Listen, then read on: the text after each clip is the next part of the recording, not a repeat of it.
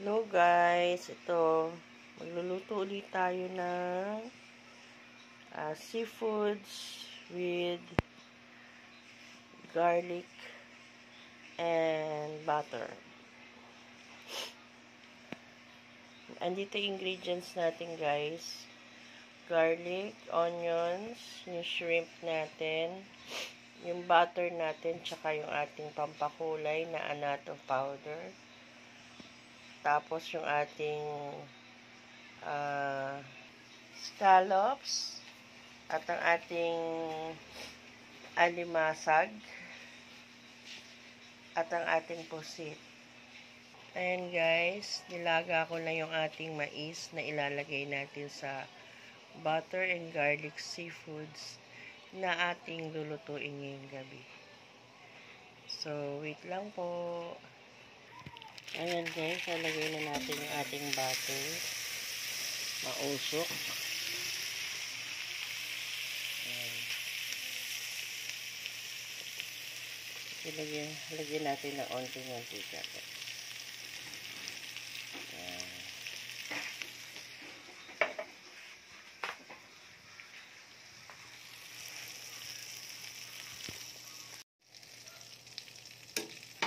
So, ayan.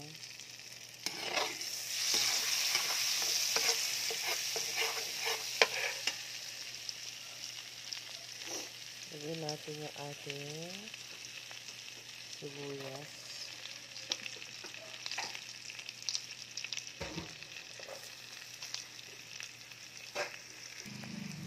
Ayan.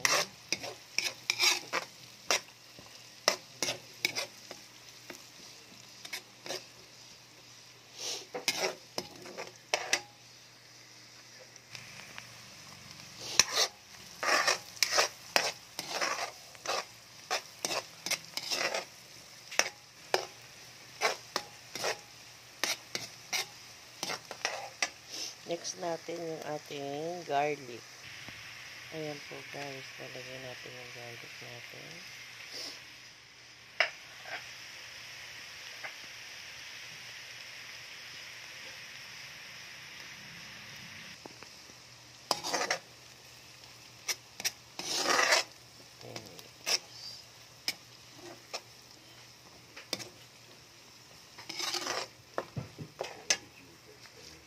So guys, ilagay na natin yung ating hipon at ating pusit. Ayan.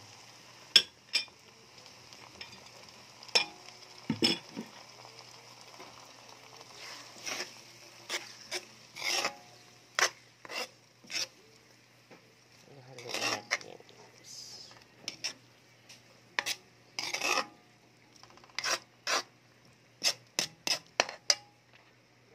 Ayan guys, yung hipon at saka yung pusit. Lalo ko maigi sa butter, garlic.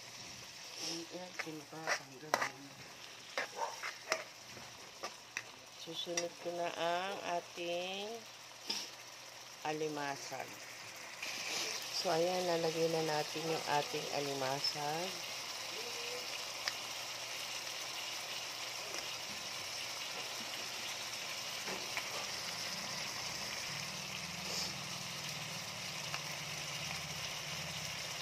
Ayan.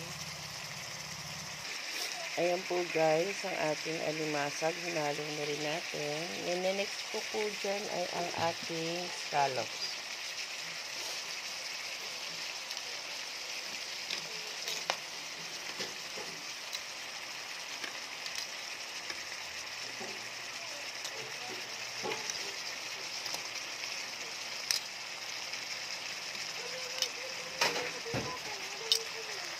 Ayan na guys, nilagay na natin ang ating scallops.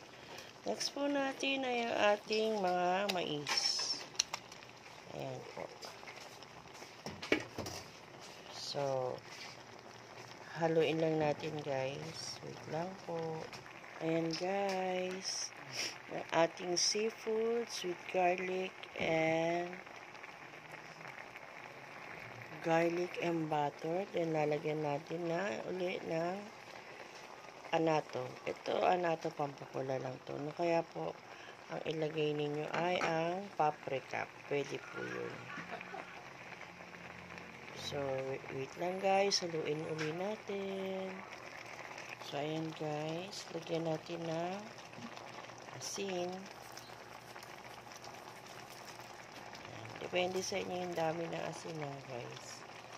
So, haluin uli natin. So, ayan guys, ang ating butter, garlic, seafoods.